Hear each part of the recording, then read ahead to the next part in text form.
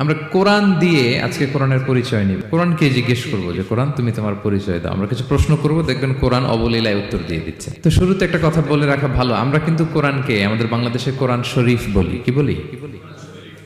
কিন্তু কোরআনে কোথাও কোরআনকে কোরআন শরীফ বলা হয়নি। শরীফ আপনি বলতে পারেন, শরীফ অর্থটা ভালোই, সম্মানিত কোরআন। কোরআন শরীফ মানে সম্মানিত কোরআন। কিন্তু আল্লাহ তাআলা কোরআনকে কোরআন শরীফ কোথাও বলেননি। আল্লাহ তাআলা কোরআনকে কোথাও বলেছেন কোরআনে মাজিদ, বাল হুয়া কুরআনুম মাজিদুন ফি লাওহিম মাহফুজ। আমি লাউহে মাহফুজে এই কোরআনে মাজিদকে রেখেছি। লাউহে মাহফুজ 7 আকাশের উপরে। তুলুহু মা বাইনাস সামাই ওয়াল আরদ, আকাশ জমিন যত লম্বা লাউহে মাহফুজ ঠিক তত লম্বা। ওয়া আরদুহু মা বাইনাল মাশরিকি ইলাল মাগরিব, পৃথিবীর প্রাচ্য থেকে পাশ্চাত্য যত দূর, লাউহে মাহফুজ প্রশস্ততার দিক থেকে ঠিক তত দূর।